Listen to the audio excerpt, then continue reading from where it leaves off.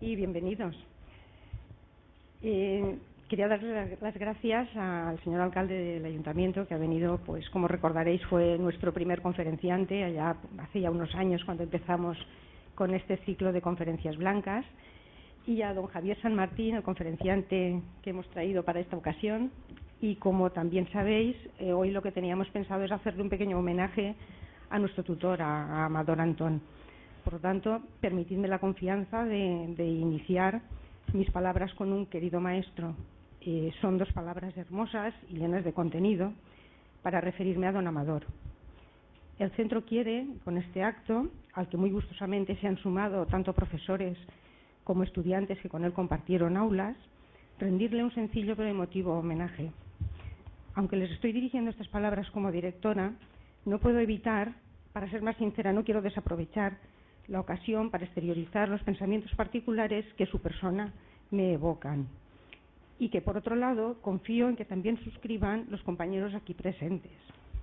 Ante maestros como él, que han consagrado su vida a la enseñanza, lo primero que me viene a la mente es la idea del enorme respeto que me inspiraba, un respeto que siempre he sentido por su capacidad de diálogo y de comprensión. Utilizo la palabra maestro porque es así como me gustaba referirme a él, término felizmente recuperado, más profundo y emotivo que el de profesor. Maestros son los que dejan huella, como él. Siempre resulta gratificante escuchar a personas que rememoran con cariño a sus maestros, o casi mejor, a su maestro, uno en singular, el que nunca se olvida. Ese será seguramente su caso. Evidentemente el tiempo no se detiene y no debe detenerse.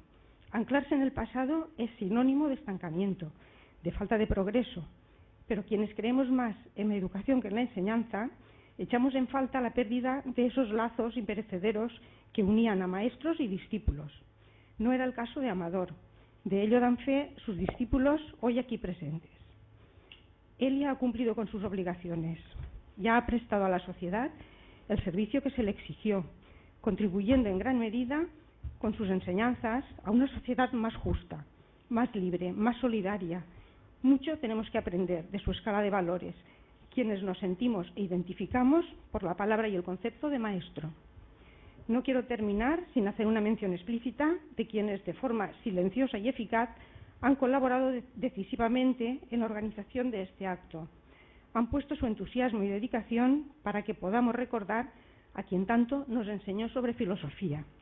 Agradecer al doctor don Javier San Martín, catedrático de Antropología Filosófica y director del máster de Ortega y Gasset de la UNED, que con su conferencia va a dar inicio a una nueva entrega del ciclo Conferencias Blancas, que, como todos sabéis, fue nuestro tutor, Amador, a quien hoy recordamos, una de las almas de estas conferencias. Y es por ello que en esta ocasión nos hemos permitido abordar uno de los temas que él mantuvo siempre vigente: ¿qué es y para qué sirve la filosofía? Concluyo, pues, con un gracias por vuestra asistencia. Es para nosotros muy importante que nos hayáis podido acompañar hoy en este acto. Gracias.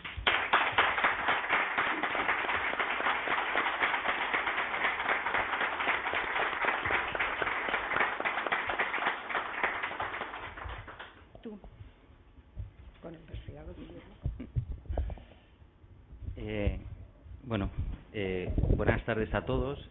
Yo me voy a hablar en nombre de los que hemos sido, como nuestra querida directora, sus discípulos, los que hemos podido tener la suerte de poder compartir sus enseñanzas. Y bueno, pues yo también no querido maestro, pero sí querido profesor, ¿no? Entonces me vais a permitir, y también le pido permiso a mis compañeros y a todos los holandeses, de que es una carta que escribo en primera persona dirigida a él, pero que hablo en nombre de todos, ¿de acuerdo? Entonces voy a leerla y es: buenas tardes, querido profesor. Hoy nos hemos reunido aquí tus alumnos, tus compañeros y amigos para rendirte un más que merecido homenaje. Este es el texto más difícil que jamás he escrito, porque a pesar de reconocer y agradecerte tu labor mientras te encontrabas entre nosotros, hoy siento que todavía no te dije lo suficiente, que mis palabras no lograron describir lo que realmente eras y significabas para mí. Así que debería decir, siguiendo tus enseñanzas, que los nominalistas no estaban en todo lo cierto, porque hoy no encuentro las palabras que puedan describir la realidad de lo importante que eras y eres para mí hoy. No encuentro las palabras que se acerquen a nombrar la gratitud y la fortuna que siento de haberte conocido.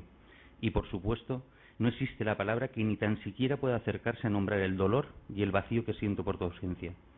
Han sido 7 años maravillosos, donde has conseguido que este chico de barrio, este chaval trabajador, pudiera hacer realidad su sueño, ser universitario. Hoy, cuando me encuentro a las puertas de finalizar mi carrera, me di cuenta de que sin ti no hubiera podido llevar a buen puerto este sueño, que sin tus ánimos, para que siguiera esforzándome, para que no abandonara a pesar de las malas notas del primer año. Hoy no me encontraría aquí pensando en mi futuro como graduado en filosofía. Gracias, gracias y mil gracias.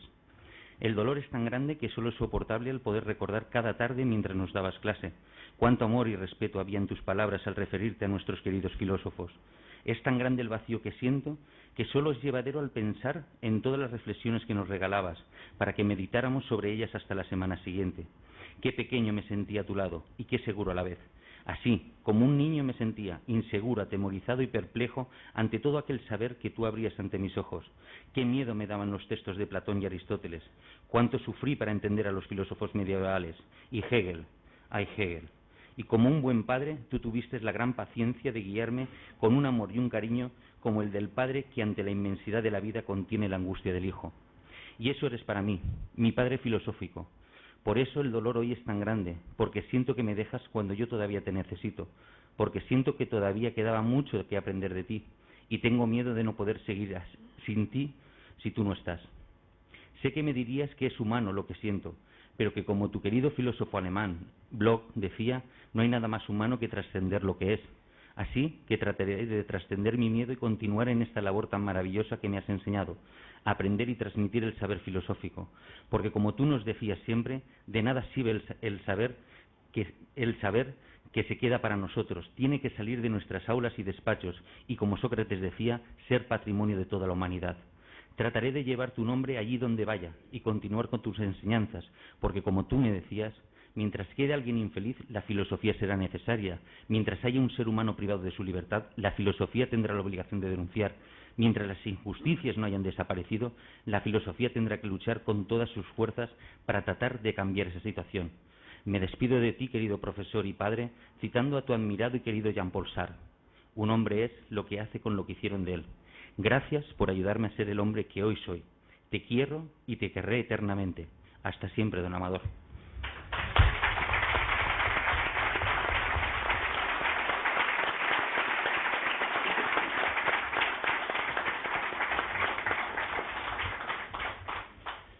Bueno, hemos preparado un pequeño power en el que hemos colaborado todos, ¿vale? No sé cómo apagar, Ima, las luces, sí, para que no pegue tanto aquí, porque si no, no se ven bien. ¿Es posible? Sí, lo tengo preparado.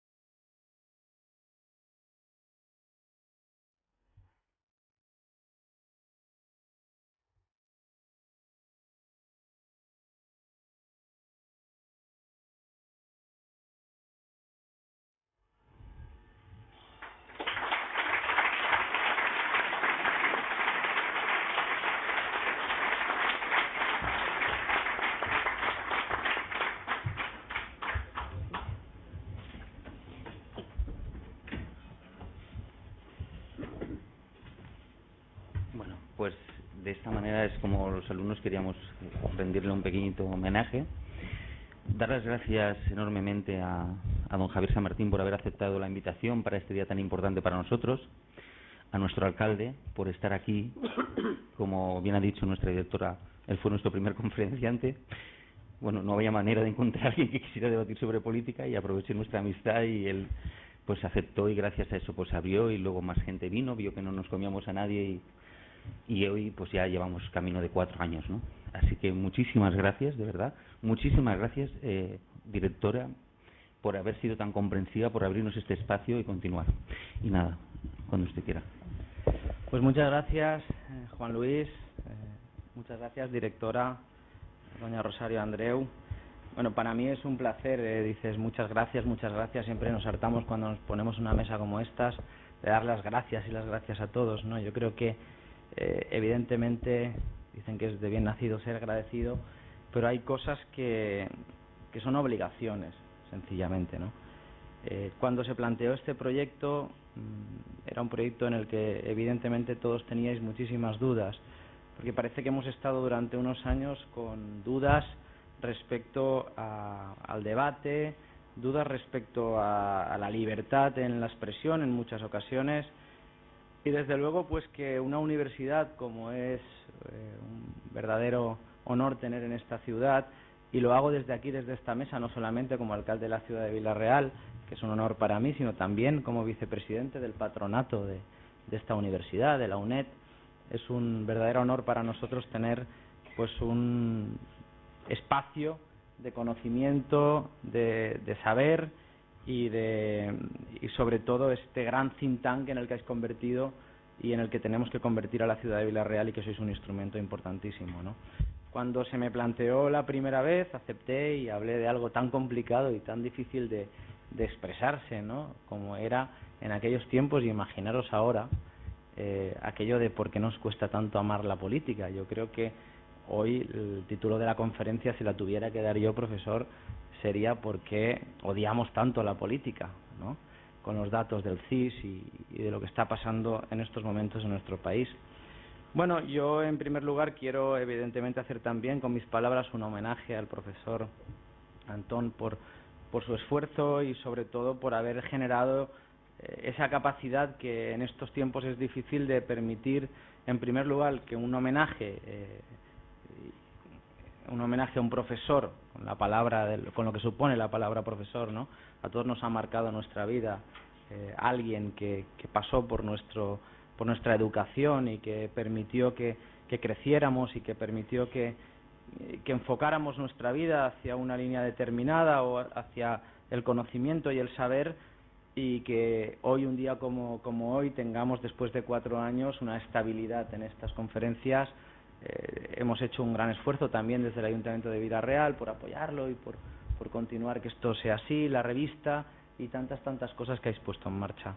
Mirar, me permitiréis, porque lo que más nos interesa y lo más importante es escuchar al profesor San Martín, pero sí que me permitiréis que haga una pequeña reflexión muy breve, porque claro, después de 4 años en el que debatimos aquí de una forma muy acalorada y muy interesante respecto a por qué nos costaba tanto amar la política, me permitiréis que os haga una pequeña reflexión de cómo veo las cosas, ¿no? Me gustaría reiterar mi enhorabuena por lo que hacéis en la universidad. Creo que son las universidades las que nos tienen que permitir crecer, y sobre todo crecer desde el punto de vista también humano, ¿no? y personal. Y la universidad es una obligación la que debe tener también, la de repercutir esos esfuerzos y esas posibilidades en la sociedad, que también la hace existir y la hace estar ahí. Y me gustaría decir que, bueno, yo creo que la universidad durante muchos años, o tal vez también desde la política y desde quienes decidimos, no sé si de una forma consciente, inconsciente, de una forma maliciosa o no, nos hemos quedado solo con una parte o con una correa de transmisión de esa palabra, esa preciosa palabra griega que es paideia, ¿no? La educación, y que tenía para los griegos 2 partes, ¿no? El saber técnico, es decir, el saber hacer, y que en eso hemos puesto muchísimos esfuerzos que son fundamentales para la competitividad, para la economía, para ser capaces de progresar desde el punto de vista científico, técnico, y la otra parte y la otra correa de transmisión, que es la del saber ser, ¿no? La parte humana, la parte de la formación y la transmisión de valores. En esa parte, tal vez, yo creo que la sociedad actual ha fracasado de una forma importante, y esto es uno de los elementos que nos lleva, bajo mi punto de vista, a la situación actual. Partiendo de una concepción que tengo, ya lo dije en su momento hace 4 años, rusoniana, de la realidad, del contrato social, ¿no? Yo creo que nos costaba tanto, y lo dije en su momento en resumen, amar la política porque, bueno, yo creo que esa renuncia a la libertad de cada uno para decidir y para aceptar una autoridad que nos manda, que nos guía de alguna forma en algunas decisiones y que nos hace renunciar a esa parte importante de nuestra libertad, a unas normas morales y a unas normas legales, a la ley, los 3 elementos fundamentales de ese contrato social. Eso hace que, evidentemente, ya por naturaleza y de forma directa, nos cueste un poco aceptar que hemos llegado a una renuncia, o que hemos hecho una renuncia de una parte de nuestra libertad para someterla a la convivencia en aras a esa convivencia de ese gran contrato social. El problema es cuando yo creo que en estos momentos en el que el sistema democrático te permite elegir a la autoridad, te permite elegir la ley y te permite de alguna forma también influir y elegir las normas morales que deben regir la convivencia de todos, el problema viene cuando estos 3 ámbitos, estos 3 elementos, pues no están en sintonía con lo que piensa la sociedad. Y creo que tenemos una grave crisis en estos momentos que estamos viviendo, y viendo en las encuestas, viviendo en los estados de opinión de la ciudadanía. Considero que el mundo ha cambiado en los últimos años, muchísimo más y de forma muy rápida que en toda la historia de la humanidad, ¿no? Los cambios son rapidísimos. Los cambios son muchas veces inminentes. La globalización, la revolución tecnológica, las nuevas formas de comunicación hacen que los instrumentos que utilizamos en estos momentos son instrumentos que tal vez ya no nos sirven, ¿no? Y yo creo que nos encontramos un poco como los osos polares, ¿no? El otro día, cuando veía un documental sobre el cambio climático y los efectos sobre los polos, hablaban unos científicos que han detectado con los osos que ellos están acostumbrados a vivir cazando, o pescando, pues haciendo hoyos en el hielo y pescando los peces debajo del hielo. Que los osos tenían un comportamiento en estos momentos, porque ha sido muy rápido el deshielo en un momento determinado, que intentaban hacer agujeros en el suelo, en la tierra, para buscar los peces, ¿no? Gastar la energía, porque es lo que siempre han hecho. Yo, cuando veía esta imagen, la detectaba, y lo digo también desde la experiencia de 4 años en un ayuntamiento, en una responsabilidad política, que muchas veces dedicamos muchísima energía y muchísimos esfuerzos a utilizar instrumentos que ya no nos sirven, es decir, instrumentos que nacieron o que tienen que ver con una sociedad del siglo XIX o del siglo XX, y que la sociedad que en estos momentos está ahí delante, que decide, no de la mejor forma, porque los instrumentos, como digo, creo que no son lo válidos que deberían de ser, que decide sobre la autoridad, que decide sobre las leyes y que decide sobre las normas morales que deben regir la sociedad, son instrumentos que en estos momentos son poco válidos.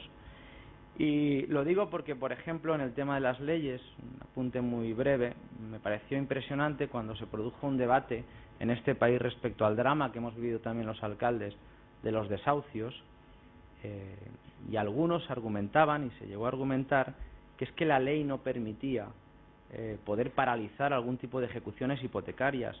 Claro, la ley hipotecaria es del 8 de febrero de 1946, 10 años después de la Guerra Civil. La hemos retocado en 3 o 4 puntos, pero es una ley de 1946. Es decir, aplicar una ley de 1946 a una realidad en la que seguro que en 1946, ni en 1956, ni en 1966, ni 76, los ciudadanos se hipotecaban y se comprometían de la forma que se hipotecan y se comprometen, incluso con los datos que tenemos encima de la mesa, con el 70 o 80% de su capacidad adquisitiva en su momento para adquirir una vivienda. No nos sirve, son instrumentos que no nos sirven. Claro, poner el argumento de la ley en la mano, ¿no?, como instrumento, te demuestra claramente que la sintonía no existe. Y con las normas morales, yo creo que en estos momentos cada vez más no compartidas, olvidadas, no adaptadas, y sobre todo lo más duro, ¿no?, y lo que nos ocupa hoy aquí, no cultivadas. Es decir, no ha interesado de alguna forma, tal vez porque parecía que lo interesante era competir, hacer a los ciudadanos buenos en ciencias, que es interesante, pero no muy reflexivos y no con mucha capacidad de debate. Y en cuanto a la autoridad, pues nos encontramos delante de una autoridad, bajo mi punto de vista, desbordada, deslegitimada, lenta ante las necesidades y los cambios. Y bueno, pues yo creo que en resumen tenemos la obligación en estos momentos de cumplir un contrato con el que creo que la sociedad en general, la sociedad actual, moderna, del siglo XXI, pues cree con muchas dificultades, ¿no? Y queremos solucionar problemas y dar respuestas a estos problemas del siglo XXI. Y yo creo que en ese sentido pues tenemos que hacer una reflexión importante. Y acabaré diciendo que bueno, que creo que con instrumentos del siglo XX y XXI que ya nos sirven, no se pueden solucionar estos problemas. Somos, creo que muchísimas veces, osos polares que excavamos hoyos, como he dicho anteriormente, en el deshielo para pescar, pero dedicando toda nuestra energía donde ni siquiera hay ningún pez, ¿no? Yo lo veo cada día desde la administración. Y creo que la situación de desapego del ciudadano se basa en esto, ¿no? Y que necesitamos realmente un cambio importante en ese contrato social, con nuevos instrumentos. En estos momentos se están poniendo encima de la mesa: primarias, apertura de partidos, listas abiertas, eliminación de privilegios, aforamientos, separación de poderes, mejor transparencia. Todos estos instrumentos que se ponen encima de la mesa posiblemente sean instrumentos, lo son, del siglo XXI y necesarios para este cambio. Más participación ciudadana, etcétera. No nos sirve ya el tema de votar cada 4 años y luego permitir que el que vota haga lo que crea conveniente, o el que gobierna, la autoridad, que era una de las partes del contrato social, haga lo que quiera, ¿no? Pero sobre todo yo creo que hay un elemento que es el más importante, y es, de nuevo, ser capaces de hacer un gran pacto respecto a estas normas morales que decía anteriormente. Es decir, debemos de construir un nuevo orden, creo yo, y evidentemente yo creo que vosotros, las universidades, lo he dicho muchísimas veces en los patronatos, lo hablamos continuamente también con la Universidad Jaume I, las universidades sois un motor importantísimo para generar estos grandes think tanks, estos debates, y desde luego yo creo que ahí está la respuesta a la pregunta de la conferencia del profesor San Martín: ¿para qué sirve la filosofía? Pues yo creo que evidentemente estoy convencido que nos servirá y nos debe servir. Algunos creían que ya no tenía sentido en esta nueva etapa, ¿no?, de la sociedad, y yo estoy absolutamente convencido en que generador y arquitecto o arquitectos de ese nuevo orden de normas morales van a ser los filósofos. Y por tanto, muchísimas gracias al trabajo que se ha realizado desde aquí, el profesor Antón, los holandeses, el equipo de alumnos de filosofía, a la directora de la universidad, y deciros que para nosotros, pues, acabo como he empezado. Es realmente un honor el poder estar hoy aquí desde el ayuntamiento, y deciros que hay pocos foros, yo creo, en la provincia y en la comunidad, que se pueda discutir de temas tan variados como habéis discutido aquí, con total libertad, y que eso es un elemento que necesitamos para hacer ese gran cambio social, y que finalmente ese contrato social volvamos a estar todos de acuerdo y en sintonía mayoritariamente, porque será la forma de poder avanzar hacia el futuro. Pues, ¿para qué sirve la filosofía? les dejo con el profesor San Martín.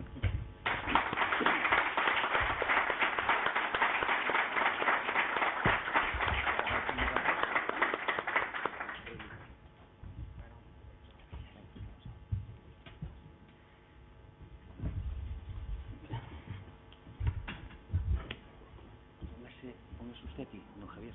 Sí.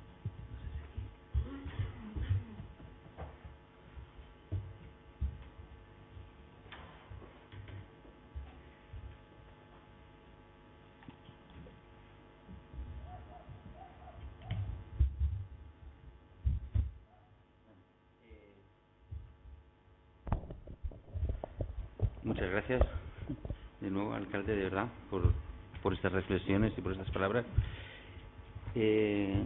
Bueno, ya pasamos directamente a lo que es la conferencia. Hoy abrimos el curso 2014-2015, como ha dicho nuestra directora. Hoy nos embarcamos ya en nuestro quinto curso académico y 4 años de vigencia de lo que son las conferencias blancas. Y bueno, pues hoy también es un día para que estamos homenajeando a Amador, pero también es para agradecer a todos los ponentes, a todos los que habéis estado, muchos estáis aquí hoy, ¿vale? A todos los que nos habéis ayudado a hacer posible este sueño, porque sin vosotros pues la verdad es que no hubiéramos encontrado, ¿no?, esa posibilidad. Así que también daros las gracias por vuestra disposición.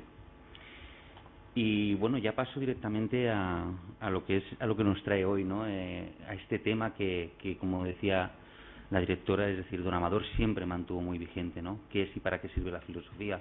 Durante todos los años que hemos estado junto a él ha sido donde ha articulado todo, absolutamente todo el pensamiento giraba alrededor de esa pregunta, ¿no?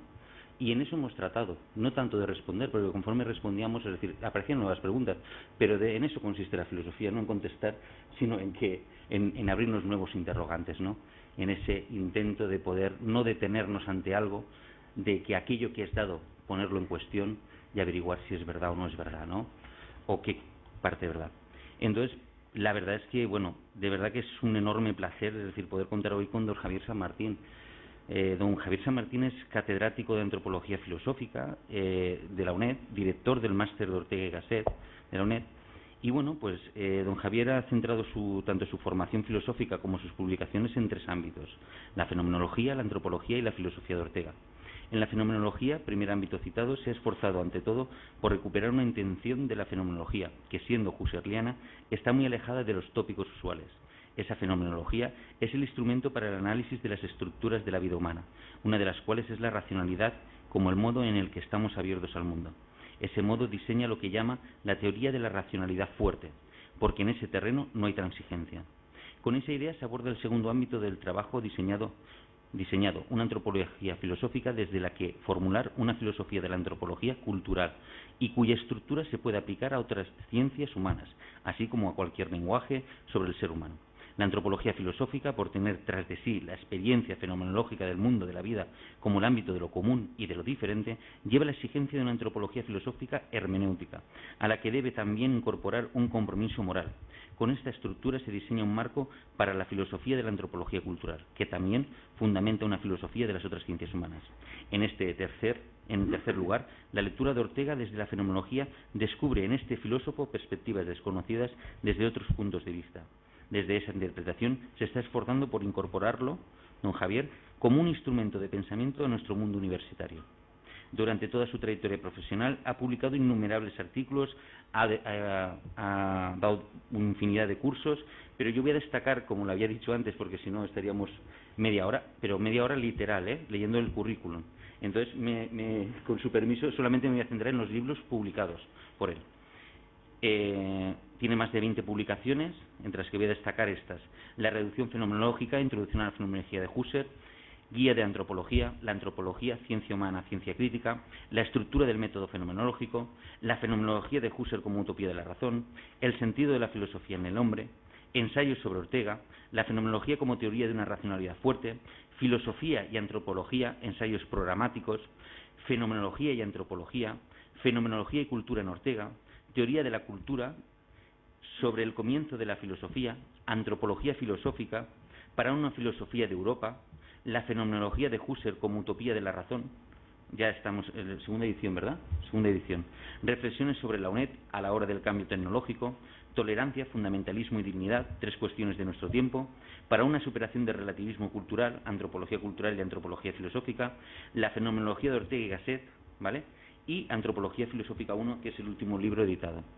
Así que, bueno, yo, de verdad, para nosotros es un grandísimo honor poder contar con él hoy para poder tratar de responder a esta pregunta que nos preguntamos, para qué es y para qué sirve la filosofía y qué papel puede jugar en estos momentos en los que nos encontramos. Así que, don Javier. Bueno, buenas tardes. Muchísimas gracias por la presentación, por la invitación, por darme la oportunidad de participar en el homenaje al profesor Antón. Nosotros estimamos a los tutores una barbaridad, porque son las personas que están al pie del cañón con los alumnos, y los profesores de la sede central nunca podemos evaluar en todo su alcance lo que hacen los profesores en nuestros centros asociados, sobre todo aquellos que se dedican con todo su entusiasmo, como es en este caso, a crear incluso escuela entre sus alumnos. Pues bueno, pues para mí es una satisfacción el participar en este homenaje y, por supuesto, el participar en este ciclo de conferencias, en un ciclo de alumnos nuestros, alumnos de la UNED, que pues casi todos han estudiado en este caso con nosotros, conmigo también, antropología filosófica, y bueno, pues han tenido que pelearse con algunas cosas de la antropología. Yo no suelo ser muy duro, hasta les dejo el libro en el examen, ¿no?, para que no se preocupen por aprender cosas de memoria que no me gusta, pero les suelo hacer preguntas que no puedan contestarlas fácilmente, y bueno, pues se entretienen manejando el libro en el examen. Bueno, para mí el tema este es un tema interesante, me parece bonito, porque la filosofía es una... Primero voy a hablar yo hablo siempre desde la fenomenología, es la filosofía que estudié cuando empecé a estudiar hace muchos años. Algunos, aquí hay personas mayores, algunos hasta de mi edad, pero otros no habían nacido cuando yo empecé a estudiar filosofía, cuando empecé a estudiar fenomenología, que empecé a estudiar en el año 67 en Madrid, hace ya muchos años, y desde ella enfoco prácticamente todas mi orientación filosófica, y también esta, porque la fenomenología, esta filosofía, que si alguno me pregunta ¿y qué es?, pues en pocas palabras no se lo iba a poder decir, pero lo que voy a decir sí es fácil de entender. Para entender, por ejemplo, la filosofía desde la fenomenología, hay, como otras cosas, hay que hacer una cosa muy sencillita: reconducir, y esta es la palabra clave, la filosofía al lugar donde nace. Eso es la fenomenología, llevar las cosas al lugar donde nacen. Y la filosofía donde nace, no digo que históricamente, sino también, pero la filosofía es una actividad que hacemos profesionales de la filosofía. Entonces, eso es reconducir la filosofía a la profesión de los filósofos. Y esto es lo que quería decir Kant cuando decía: no hay filosofía sino filosofar. Y la filosofía es el producto de cuando hacemos filosofía, cuando filosofamos. Ese es el contexto, esa es la forma de ver qué es la filosofía. Y primera cosa importante de la filosofía, para diferenciarla de los otros tipos de saber. La filosofía siempre, desde que nació, hace 2500 años, siempre se está cuestionando.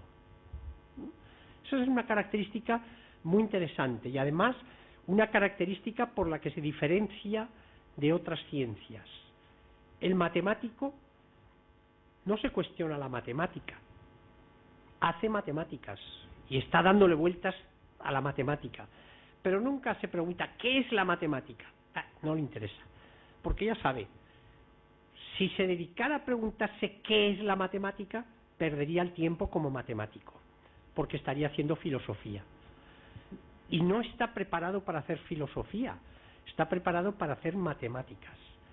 Si se pregunta qué es la matemática, pues pierde el tiempo. Lo mismo que un historiador. Un historiador sabe muy bien qué hace como historiador. Y estudia documentos, lee historias de otras épocas, etcétera, hace relatos, pero no se pregunta qué es la historia. A veces se pregunta, pero justamente cuando se pregunta qué es la historia, deja de hacer historia. Y no está preparado para preguntarse qué es la historia. Y eso es un poco lo que llamamos el intrusismo profesional. Cuando un historiador se pone a preguntar qué es la historia, que puede hacerlo perfectamente, pero si no ha estudiado filosofía, no tiene instrumentos para responder a esa pregunta. Lo máximo que puede hacer es decir, ¿qué hago yo cuando hago historia? Pero justamente para responder a eso, tiene que dejar de hacer historia. Y claro, se le paga o es profesional de la historia para hacer historia. Esto pasa con todas las profesiones. Un zapatero, pues hace zapatos. Claro, uno se pregunta, ¿y qué es hacer zapatos? Pues bueno, pues cuando se pregunta eso no hace zapatos. En cambio, el filósofo tiene que preguntarse qué es la filosofía. Esa ya es una diferencia interesantísima y además muy llamativa, que desde el principio el filósofo se pregunta qué es hacer filosofía. Se pregunta al principio y nos seguimos preguntando. Y además las respuestas, como llevamos 2500 años dando respuestas, quiere decir que a lo mejor no acertamos nunca, o a lo mejor acertamos siempre, ¿vale? Las dos posibilidades. Pero de todos modos ya es algo llamativo, ¿eh? El filósofo siempre tiene que cuestionarse qué es hacer filosofía. Entonces, claro, los propios alumnos de filosofía, pero también los profesores, ¿no?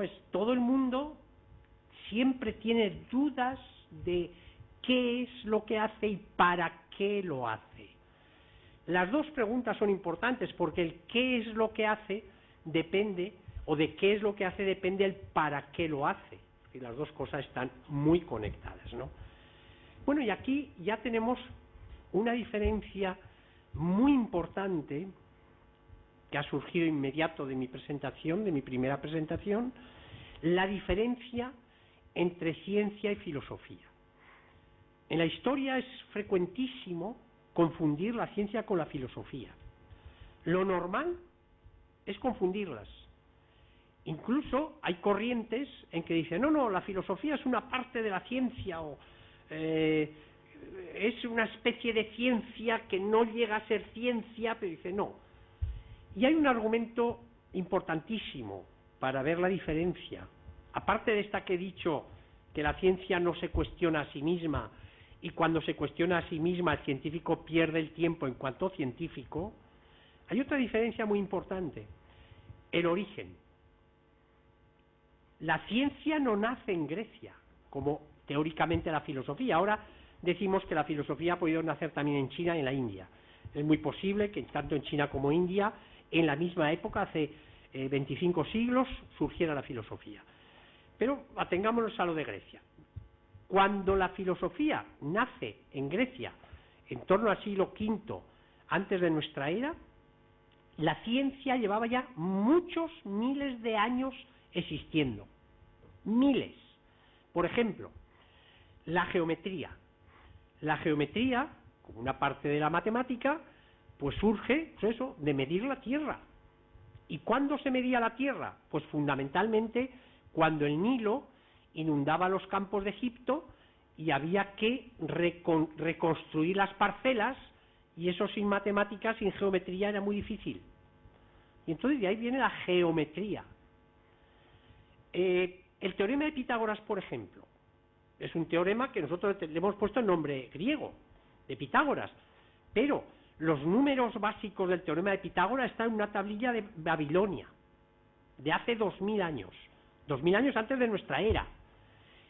La contabilidad, ¿cómo se pueden mantener los enormes ejércitos de los imperios asirios sin contabilidad? Es absolutamente imposible.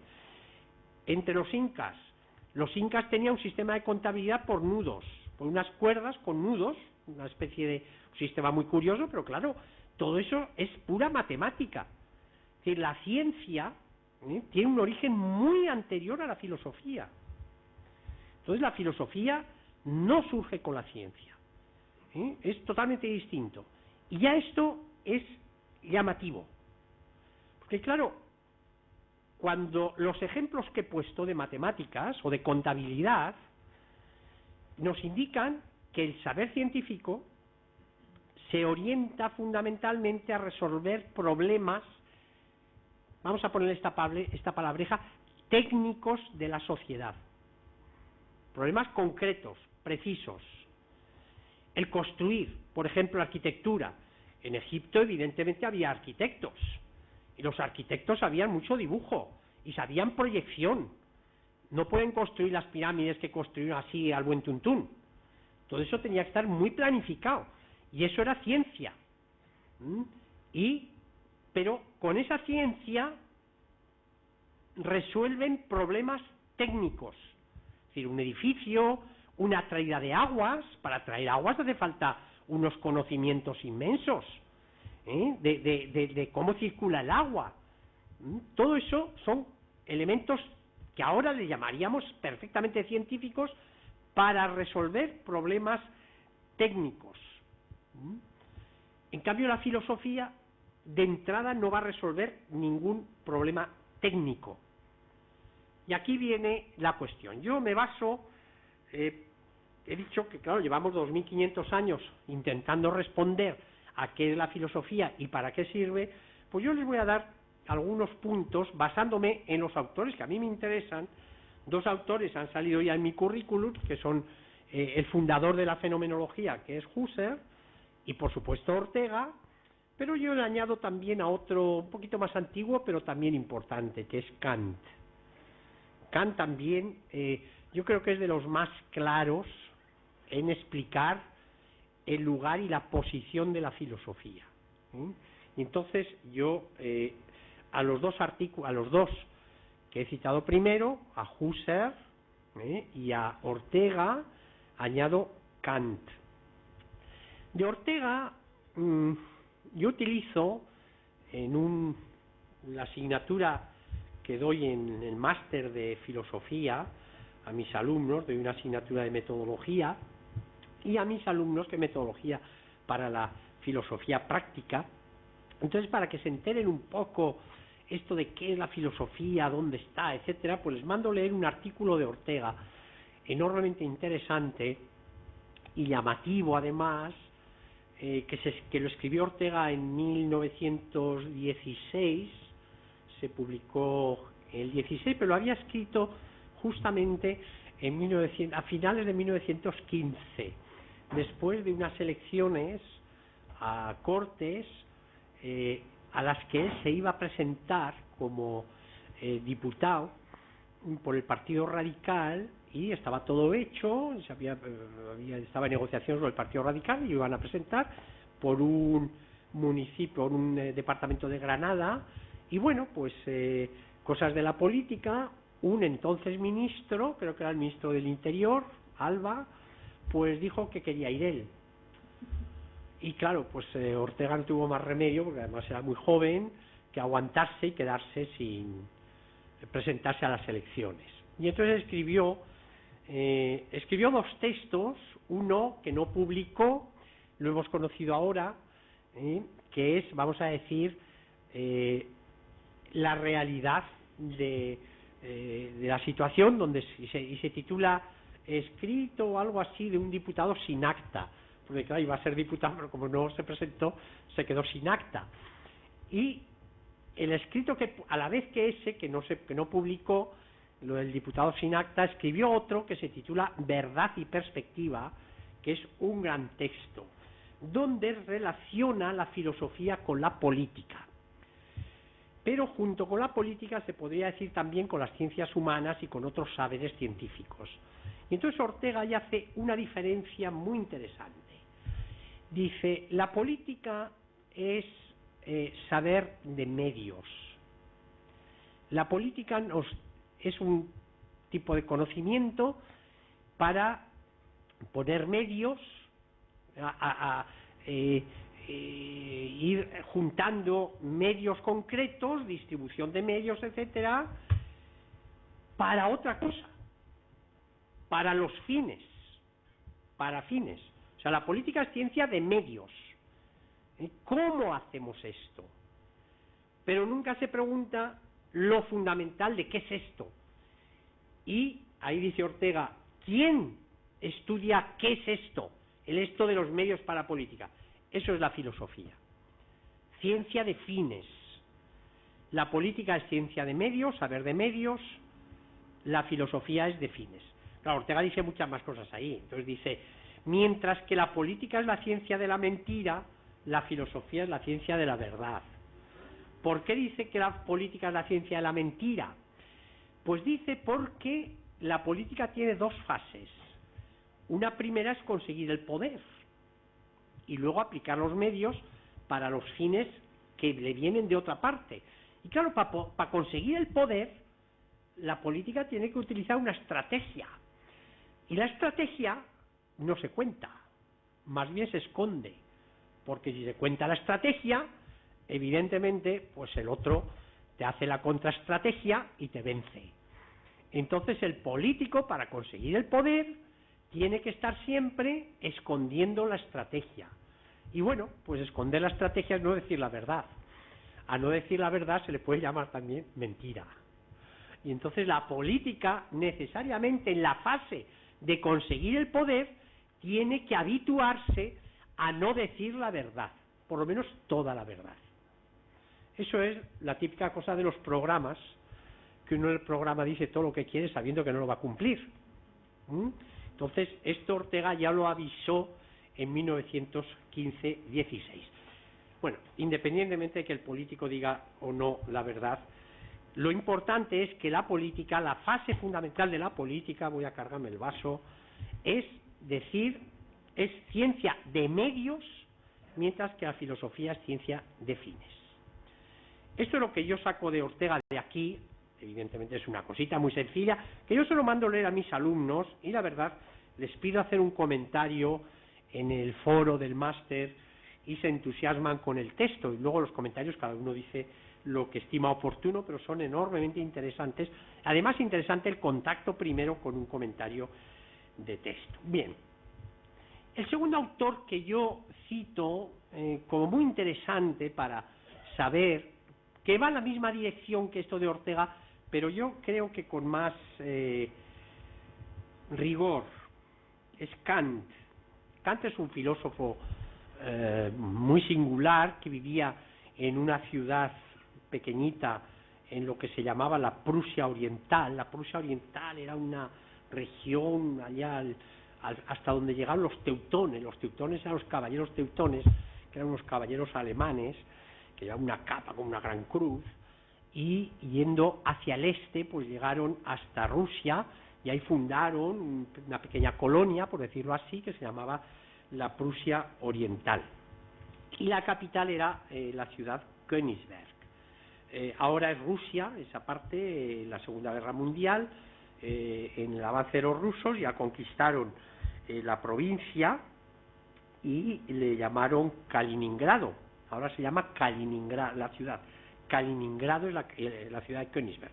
Pues Kant era de Königsberg y estuvo toda la vida allá, no salió nunca, pero Kant, toda su vida, pues estuvo dedicándose en gran medida a qué es la filosofía. Y siempre la comparaba con la antropología. Él hacía una antropología, que luego la llamó pragmática, y desde esa antropología reflexionó qué es la filosofía. Y entonces utilizó 3 palabras para definir los 3 niveles que él veía en la vida humana o en el saber, que son 3 palabras. Las voy a decir en castellano porque en alemán no me ibais a entender. La competencia, si alguno sabe alemán, era la Geschicklichkeit, la competencia, la prudencia o sagacidad, en alemán dicen Klugheit. Lo que pasa es que esta palabra es una palabra que que tiene una traducción difícil, porque se dice que un niño es klug cuando es listo. Listo. Y claro, ¿qué es listo? Pues yo lo traduzco porque no es prudente. Prudente es tiene un matiz moral. En cambio, la palabra klug, cuando se emplea, un niño es muy klug, sea klug, muy listo. Y entonces es sagaz, sagaz. Y luego voy a explicar exactamente qué es sagaz. Cuándo se dice que uno es sagaz o prudente en el sentido no moral.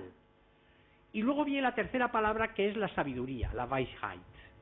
Pues son las tres palabras claves para definir dónde se sitúa la filosofía. Y Kant nos lo va a decir con un ejemplo. Sí, lo voy a poner como un ejemplo. ¿Qué es la competencia? La competencia es saber hacer cosas. Vamos a poner un relojero. ¿Un relojero competente quién es? Pues el que sabe hacer relojes. Relojes que anden y que marquen la hora. Para saber hacer reloj, un relojero tiene que ser competente.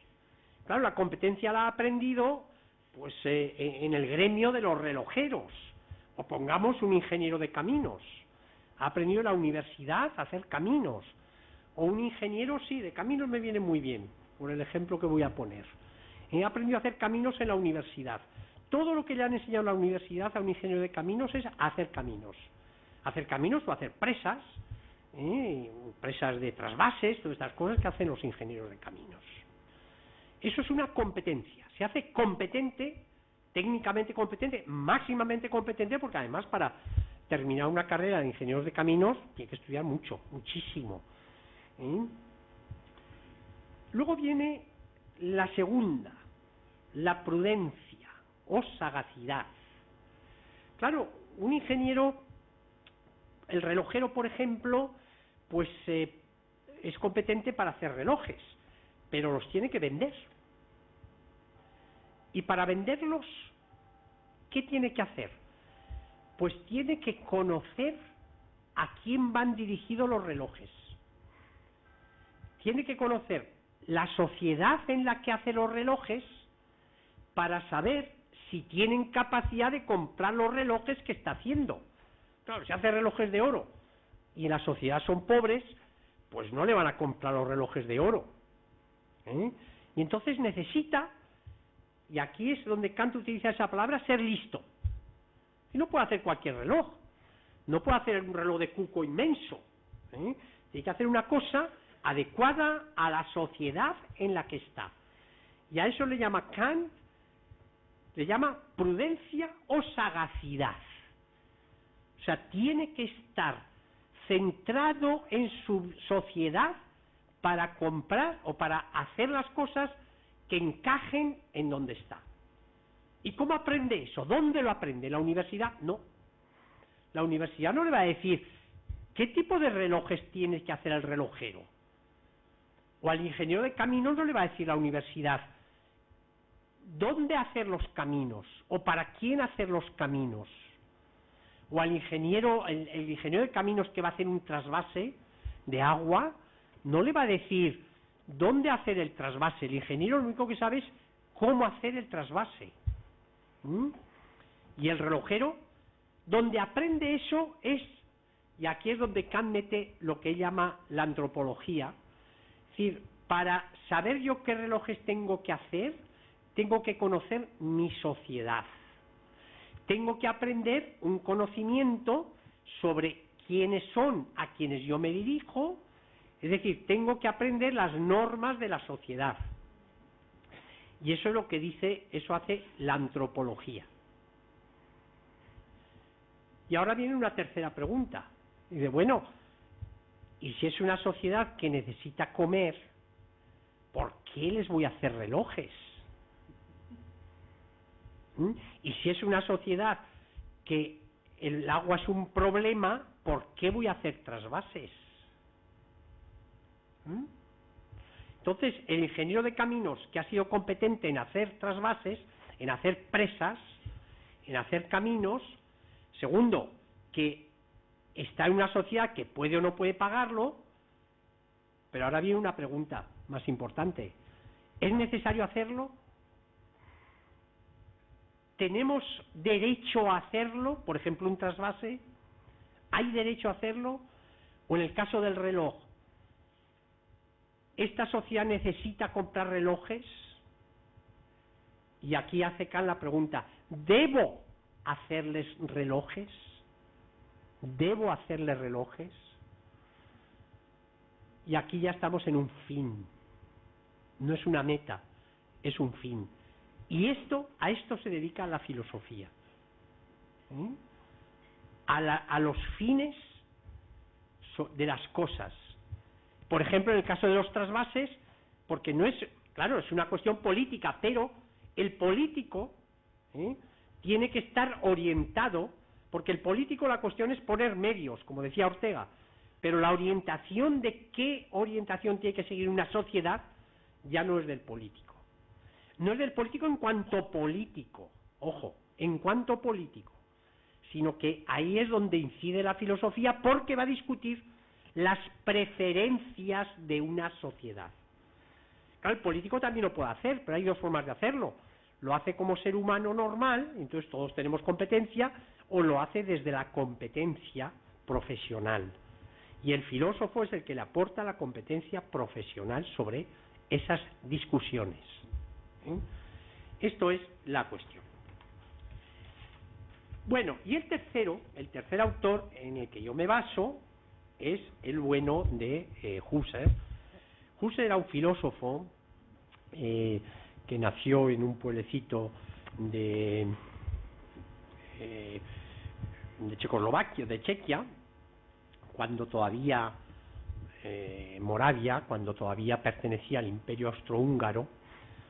Cuando andamos con las cuestiones de fronteras, pues uno, si mira lo que era Europa en la edad, antes de la Primera Guerra Mundial, pues claro, estaba el Imperio Austrohúngaro, que abarcaba todo el centro de Europa, desde los países bálticos, los 3 países bálticos,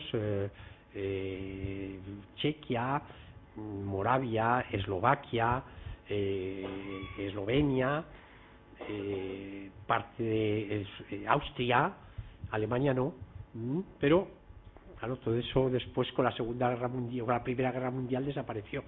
Se hundió el Imperio Austrohúngaro, aparecieron Checoslovaquia, juntado de Moravia y de Eslovaquia, Eslovaquia y la otra, me he olvidado el nombre ahora.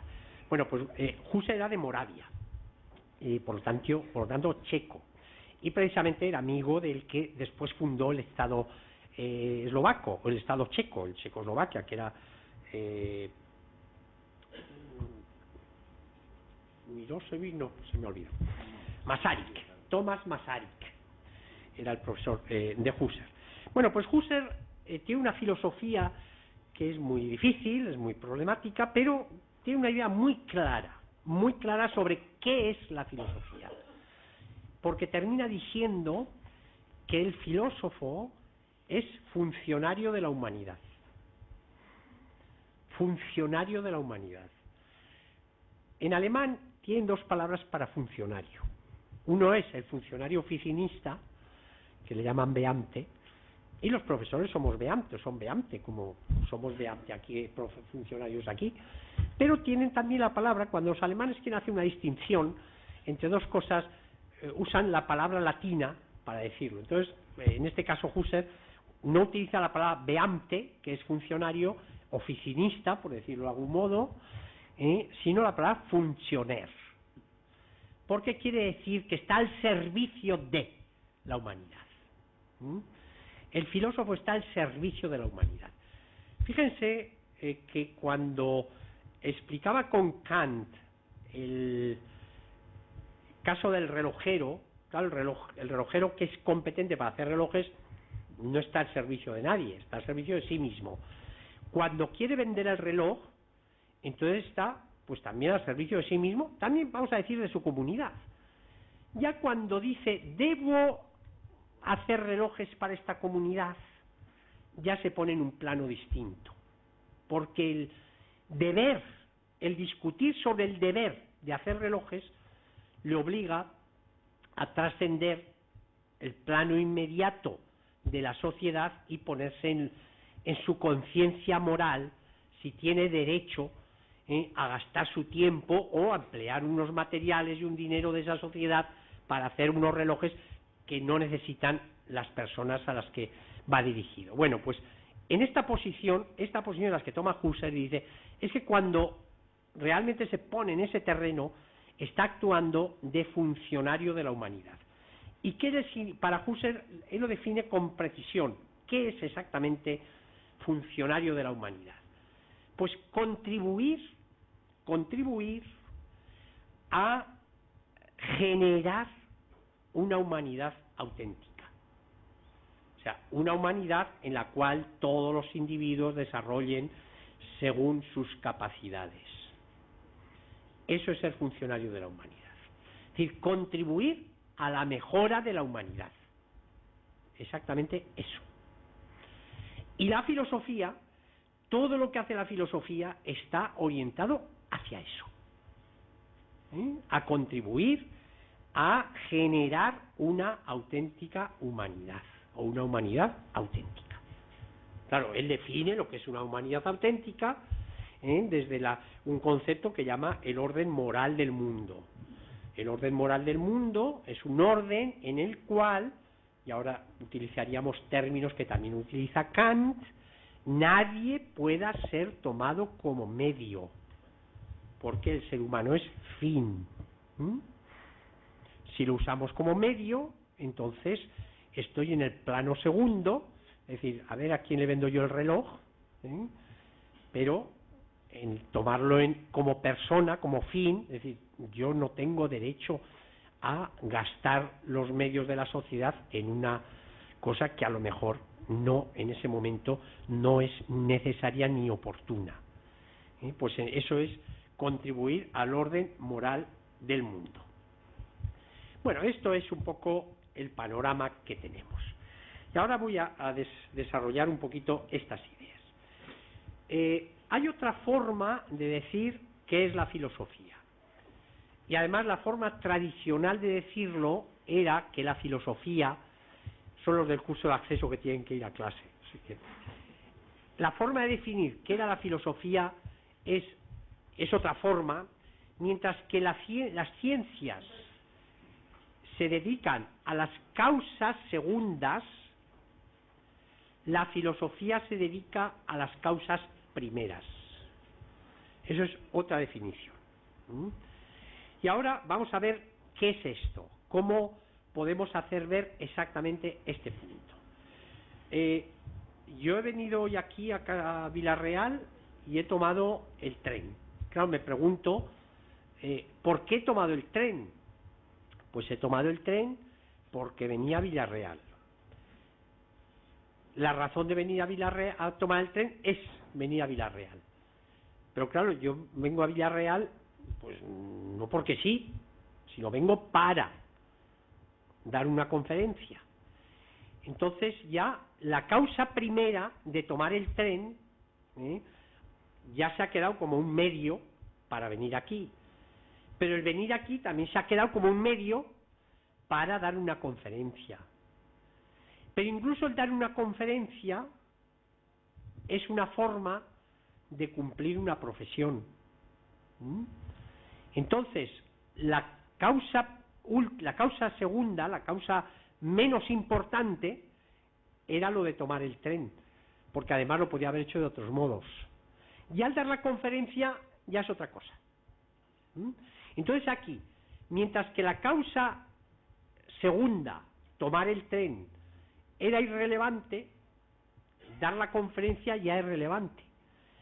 Pero claro, dar la conferencia es la forma, una de las formas o uno de los contenidos de una profesión.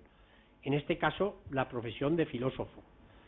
Porque la filosofía se hace también dando conferencias, escribiendo, etcétera.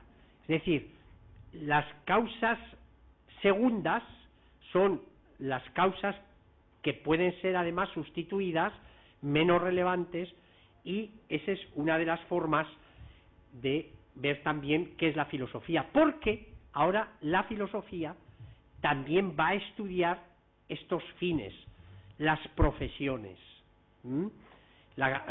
una de las cosas, además he dicho antes que la filosofía era lo que hacían los profesionales, los filósofos, pues la diferencia entre causas segundas y causas primeras se ve siguiendo las causas de actuación en la vida.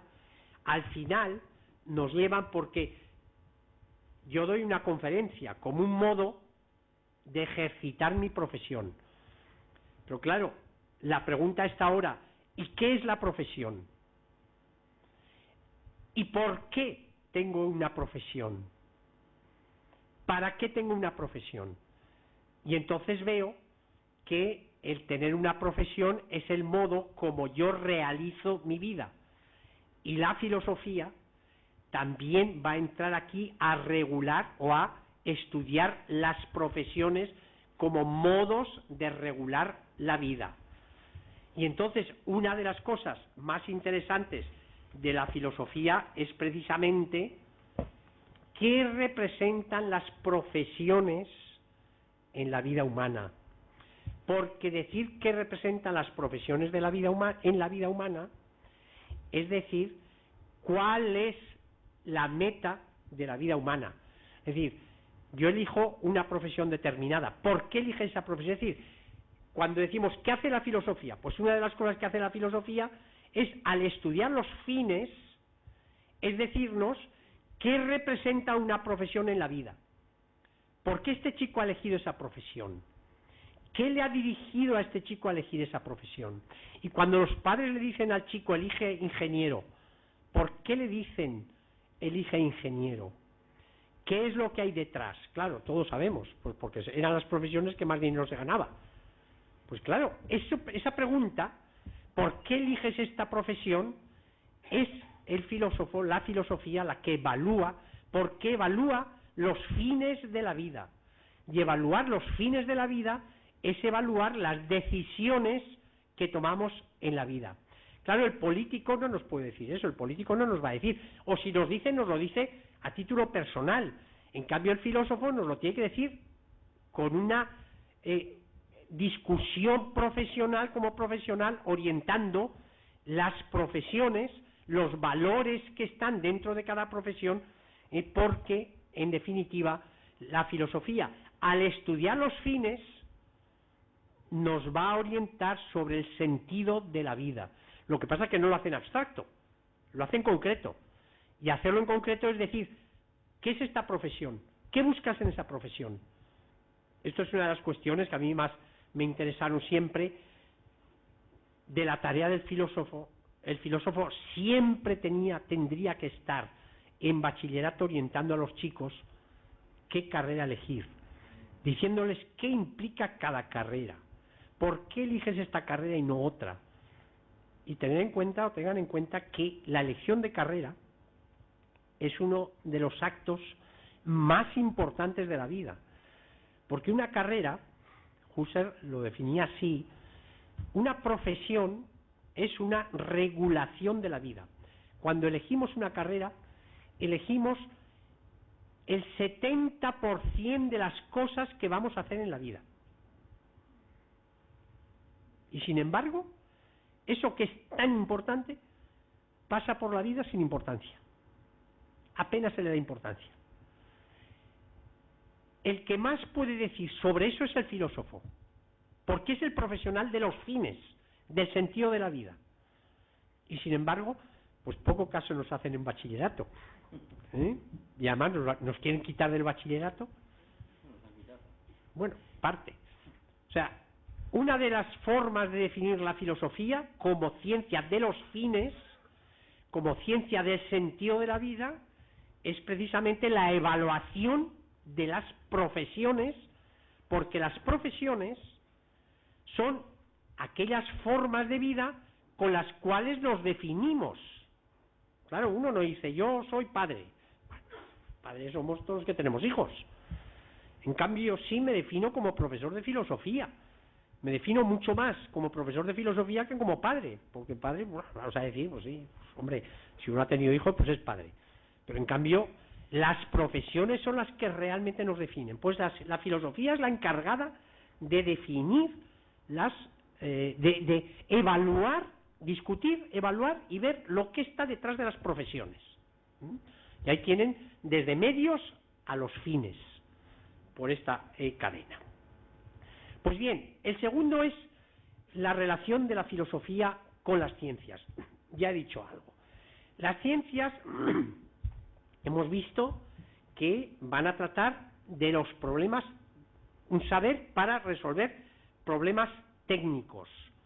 Problemas técnicos de dos tipos, bien materiales, bien culturales, bien sociales. Si son problemas materiales, tenemos las ciencias naturales. Las ciencias naturales todas están orientadas a resolver problemas técnicos, incluso la ciencia natural así como más importante para nosotros, que es la medicina. Claro, la medicina es una ciencia natural, que trata de nuestro cuerpo como realidad física, viva pero física. En cambio, hay otras ciencias, que son las ciencias culturales, las ciencias humanas, que van a tratar de resolver problemas culturales. Por ejemplo, cuando Kant quiere decir ¿a quiénes puedo vender estos relojes?, tiene que saber en qué sociedad está, qué potencial económico tiene esa sociedad. ¿Cómo se estudia eso? Pues conociendo a esas personas, hablando con ellas. Un ejemplo muy interesante, que seguramente la gente no lo sabe, cómo empezó la antropología cultural, lo que se llama la antropología cultural como ciencia. Pues empezó de un modo muy sencillito, por las encuestas que creo que fue Carlos I mandó a hacer, sobre todo Carlos I, creo que, no sé si los Reyes Católicos, creo que no. Carlos I mandó a hacer encuestas en América sobre la riqueza de los americanos para poner impuestos. Claro, ¿qué impuestos podía poner si no sabía lo que se ganaba, lo que se producía? Porque no podía poner impuestos al azar. Entonces había que hacer encuestas precisas de cada pueblo, qué producía cada pueblo, para poder poner impuesto. Y esas encuestas son unas encuestas enormes, y es los primeros datos etnográficos rigurosos. Porque claro, no podían engañar, porque si engañaban, decían, si ponían más de lo que se producía, pues claro, ponían un impuesto muy grande que no lo podían pagar, o que les arruinaban. Si ponían menos, pues el impuesto iba a ser muy inferior y entonces perdía la corona. Es decir, es una encuesta absolutamente verídica. Pues eso es un tipo de saber muy preciso, propio de las ciencias humanas. Las ciencias humanas siempre tratan de este tipo de saber. Es decir, un saber para resolver problemas sociales, problemas culturales, etcétera. Pues bien, las ciencias humanas siempre tratan de este tipo de conocimientos. Pero claro, por encima de todo esto siempre están, en el caso, por ejemplo, de América, los reyes, o el Carlos I mandó a hacer estas encuestas. Pero por encima de las encuestas siempre había un debate, o hubo un debate enormemente importante. Por ejemplo, antes de Carlos I, si los indios eran verdaderos humanos. Claro, ese debate, ¿cómo se hacía? Pues era un debate filosófico. ¿Cómo hacían ese debate? ¿Por qué? Pues claro, lo primero porque se ventilaban si los podían vender o no como esclavos. En la serie Isabel vimos ese tema de un modo muy candente. Y luego venía el debate, si no eran esclavos había que predicarles el Evangelio. Y enseguida vino un debate muchísimo más duro. Si son verdaderos humanos, ¿cómo han ido a América? Si descendemos de Adán y Eva. Una vez que se sabe que América está separada, ¿cómo aparecieron allá? Y claro, ese debate, que era propio de la filosofía y la teología, pero la teología aquí actuando mucho de filosofía, pues planteaba el problema de la Biblia. Y ahí se genera lo que se llama el monogenismo, el poligenismo. Es decir, Adán y Eva o muchos Adanes y Eva. Pero claro, si decimos muchos Adanes y Eva, la Biblia ya entra en cuestión. Y el debate, de hecho, cambió prácticamente todo el debate. Con el descubrimiento de América cambió prácticamente todos los debates de la edad moderna.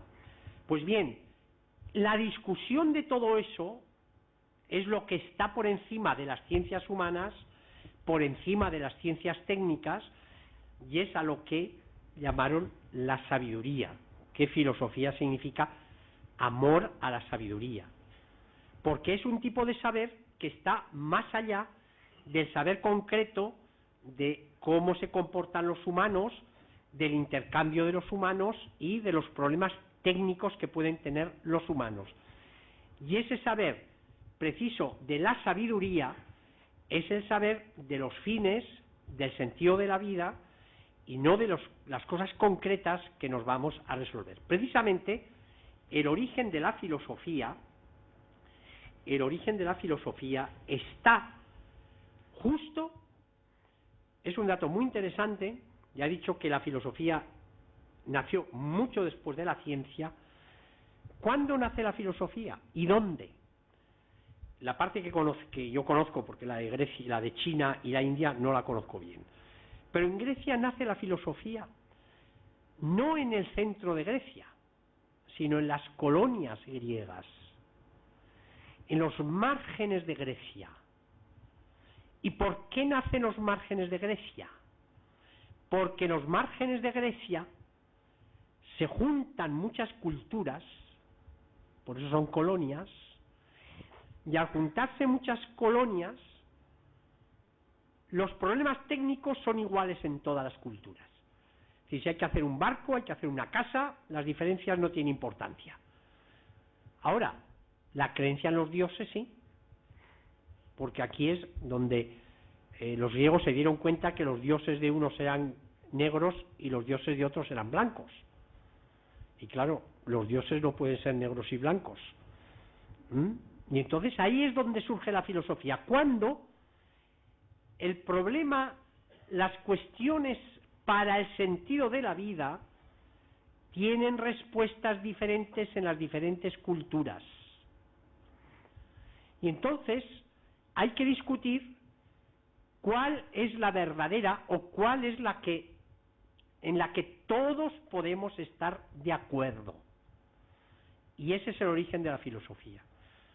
Que eso es lo que Heráclito se dio cuenta, que pues el pensamiento tiene que ser uno, no cada uno distinto. El pensamiento no técnico, sino el pensamiento sobre las cosas que se refieren al sentido de la vida. Y esas cosas que se cuestionan por la cultura, por el contacto cultural, por la simultaneidad de varias culturas con respuestas distintas a los mismos problemas. Por ejemplo, sobre el sentido de la muerte, el sentido de la vida, el sentido del matrimonio, el sentido de la pareja, todas estas cuestiones. Ahí es donde surge la filosofía. Y por eso la filosofía no responde a cuestiones técnicas, sino a cuestiones sobre los fines, sobre las metas de la vida. Y por eso nace en las colonias griegas, donde coinciden varias culturas que se relativizan unas a otras. Y claro, si se relativizan unas a otras, pues cada uno está con sus creencias, pero siempre hay alguno que dice, bueno, ¿y cuál es la verdadera? Y en ese cuál es la verdadera surge la filosofía. No para resolver problemas técnicos, sino para responder, porque de ese cuál es la verdadera depende de, bueno, ¿yo qué voy a hacer en la vida? ¿Qué es lo importante para mí? ¿Cómo voy a organizar la política? Porque de eso depende la política y la convivencia. Y claro, para eso pues hace falta relativizar la propia cultura y ponerse en diálogo con los demás para tratar de hacer un nuevo sistema de pensamiento que no esté influido por las tradiciones propias, sino que se vaya haciendo desde el diálogo con los demás, desde las tradiciones, pero reformuladas a través de la mediación de los otros. Entonces, esta es la cuestión más importante, que la filosofía nace precisamente del contacto intercultural. Por eso, siempre que en la historia ha habido un aumento del contacto intercultural, la filosofía se ha renovado, ha tenido crisis y se ha renovado. ¿Cuáles son los grandes contactos interculturales? El primero, el de Grecia, de las colonias griegas, y entonces nace la filosofía. Seguramente que en China y en la India pasaría algo parecido, pero no puedo decirlo. El segundo gran contacto, gran explosión intercultural, es el descubrimiento de América.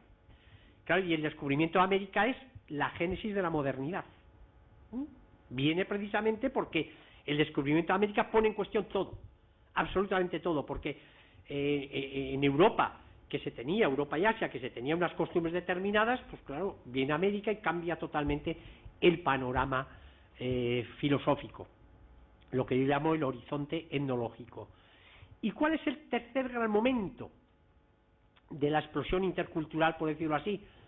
Pues la actualidad, porque la actualidad, en la época de la globalización, pues ya el mundo se ha convertido en un único escenario, la diversidad cultural es inmensa, y claro, en esa diversidad cultural, pues tenemos que decidir normas de convivencia, derechos mínimos, moral mínima, etcétera, que vengan un poco a garantizar los derechos de supervivencia y los derechos de todas las personas.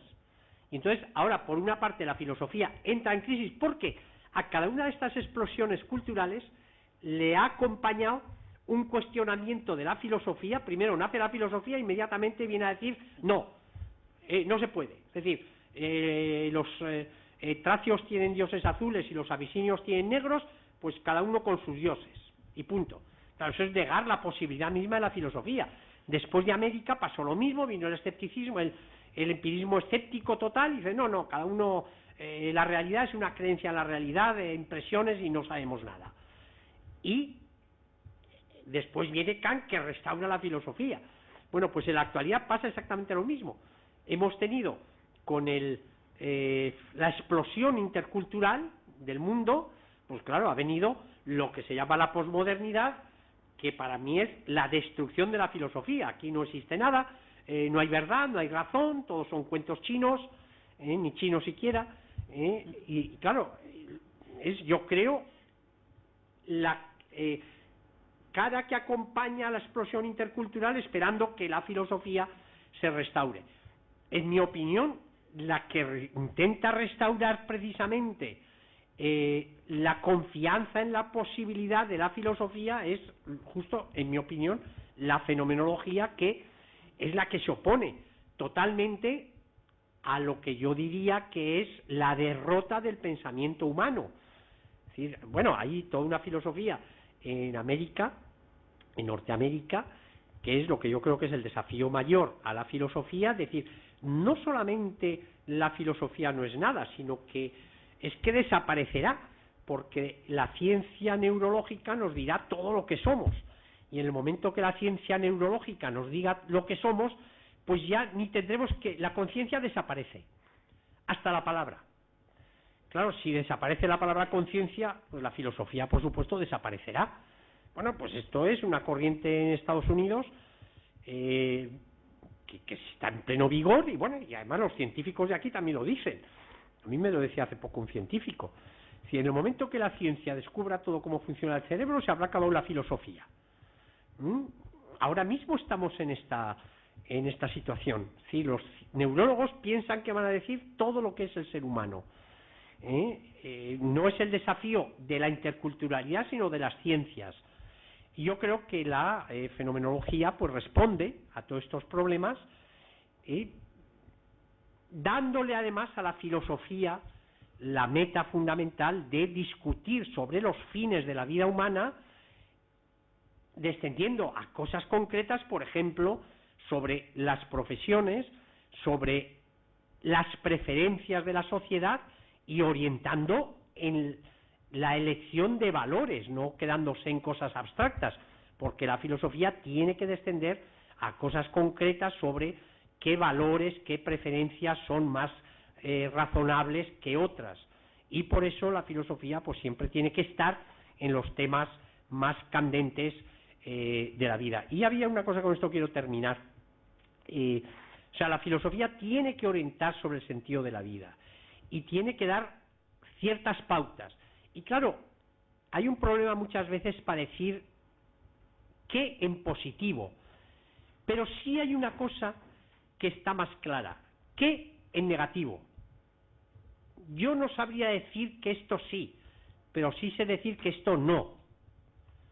Y por ejemplo, con esto termino, es difícil decir, por ejemplo, en el caso de los desahucios, cómo se resuelve el tema de los desahucios, por ejemplo. La filosofía no puede decirlo, pero sí puede decir algo claro. No se pueden hacer desahucios. Es decir, echar una familia fuera con sus hijos a la calle, no. Porque eso es inconstitucional, radicalmente inconstitucional. Y la filosofía puede decir no. No puede decir cómo se resuelve, pero sí puede decir no.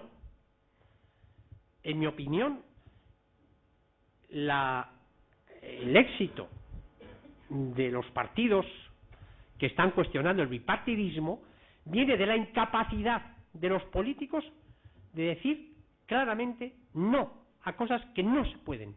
Y eso, por ejemplo, no se puede. Entonces, la filosofía no puede decir cómo o en positivo, pero sí puede decir en negativo. Hay cosas que no, que a nuestro nivel de desarrollo no se pueden permitir.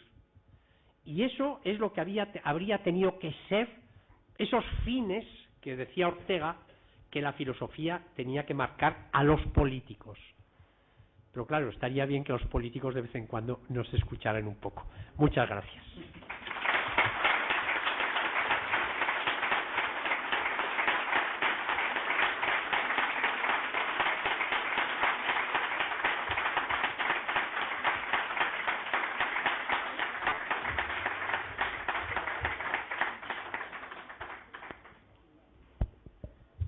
Bueno,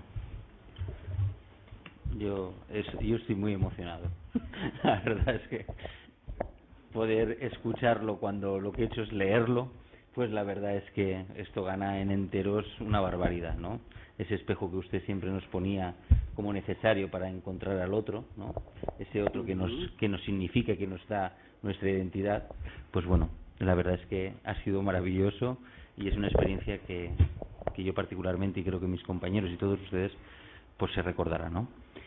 Bueno, pues ahora abrimos un turno de preguntas, como tenemos costumbre y como todo espacio de reflexión que se precie, pues debe hacer. Entonces, si tenéis alguna cuestión que realizarle al profesor San Martín, pues ahora es el momento. Decir una cosa, estamos emitiendo para todo el mundo. Es decir, hoy la emisión es para todo el mundo. Es decir, por medio del canal UNED, la directora ha trabajado mucho en este proyecto y ha conseguido que Conferencias Blancas sea una emisión que se haga a nivel mundial. Así que esta emisión es en directo y a nivel mundial. Así que yo creo que es momento para que preguntéis y os conozcan en otras partes. Y haya ese intercambio intercultural. ¿Lo tenéis todo claro? Sí. Vale. Solo un segundo que te pase. Enrique, por favor.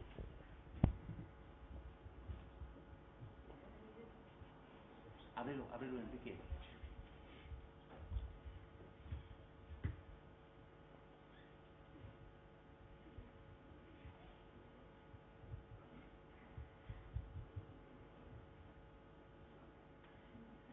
¿Sí? Hola, buenas noches.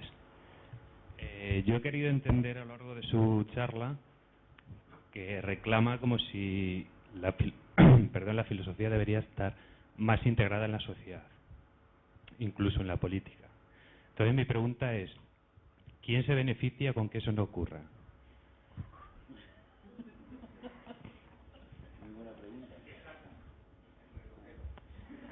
Sí, claro, es que la relación de la filosofía con el poder siempre ha sido ambigua. Yo tengo un artículo que está en Internet, se puede leer en Internet, sobre, creo que lo titulé estudios o algo sobre el poder, pero no recuerdo el título. Está en la revista Temata. Y ahí empiezo diciendo, efectivamente, la filosofía, la relación de la filosofía con el poder es tan ambigua que Platón decía que el filósofo tenía que ser rey, es decir, tenía que ser el que dirigiera la sociedad, mientras que para otros pues la filosofía tiene que estar absolutamente al margen del poder, es decir, porque es crítico del poder, ¿no? Yo creo que efectivamente, pues claro, a quien más le sirve es al político que piensa que es competente, usando el texto de Ortega, que es competente en fines y en medios. Sí, que es el político el que define los fines. Es el competente para definir fines. Y claro, pues hombre, el político, la experiencia que tenemos de los políticos, y no en España, vamos a Italia, o a otros muchos sitios, no es que precisamente los políticos son las personas más preparadas. A lo mejor son gestores extraordinarios, pero claro, no le pidas a un político que defina los fines.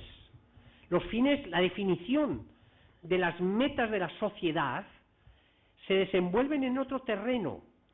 Todos podemos hablar de las metas de la sociedad, pero ahí los que estamos más preparados sobre eso somos los filósofos. Y entonces, en la medida en que no se nos da a los filósofos participación en eso, pues en esa misma medida quien asume esa tarea son los políticos y los que dependen de ellos. Por ejemplo, los tertulianos, muchos de los tertulianos, que son a quienes se encomiendan crear opinión pública sobre las metas y las preferencias de la sociedad. Y claro, entre los tertulianos hay cosas que son tremendas, tremendas. Y eso es la organización generalmente de la sociedad. Es decir, al político le interesa, claro, le interesa mantener él la capacidad de definir. Precisamente la política, hay dos definiciones, hay política con letra grande y política con letra chica. La política normal es con letra chica, pero hay una política con letra grande en el sentido aristotélico, que es construcción de la realidad social. Eso es la política con letra grande, pero la política con letra grande es propia de filósofos, porque son quienes tienen que definir la realidad. Y claro, el político pues es difícil que defina la realidad, porque no tiene preparación para ello. El filósofo es el que se ha preparado para eso, para definir la realidad social. Porque definir la realidad social es definir hacia dónde va una sociedad, definir las preferencias de la sociedad.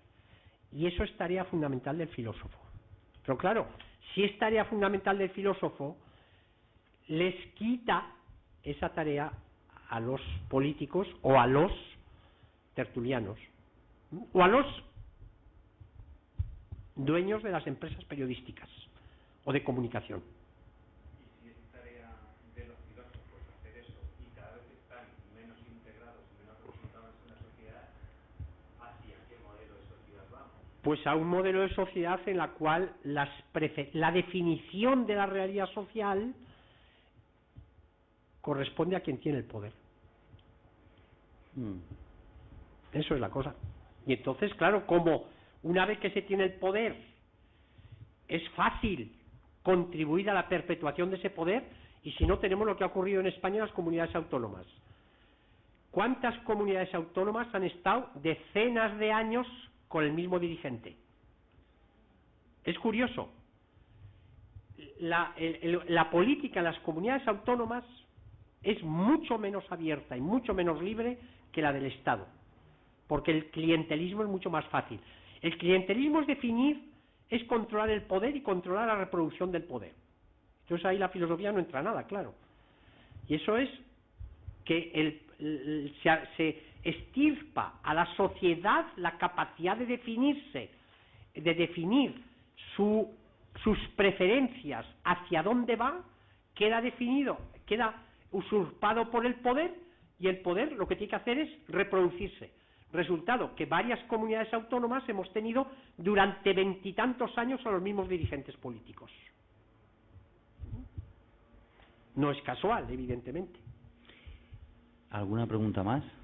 Eduardo, Sí, Eduardo y luego Juan. Sí. Hola, gracias. Bueno, al hilo de lo que estaban hablando ahora.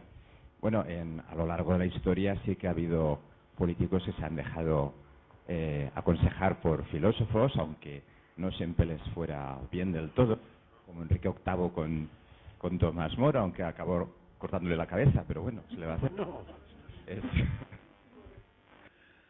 O César Borgia, que tenía a Maquiavelo como sus inspiradores, pero bueno, mejor los ejemplos a lo largo de la historia.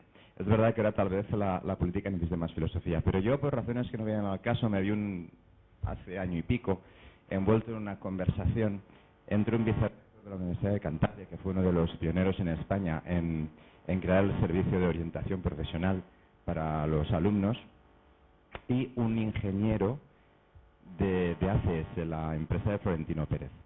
Y me sorprendió que estaban comentando que lo que buscaban estas grandes empresas multinacionales hoy en día para perfil de directores o de asesores de las empresas era precisamente filósofos.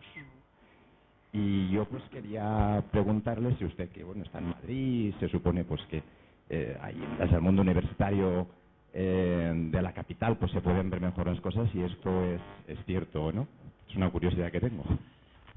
Sí, es cierto, pero buscan filósofos como medios para incrementar los beneficios, no para definir las preferencias de la sociedad.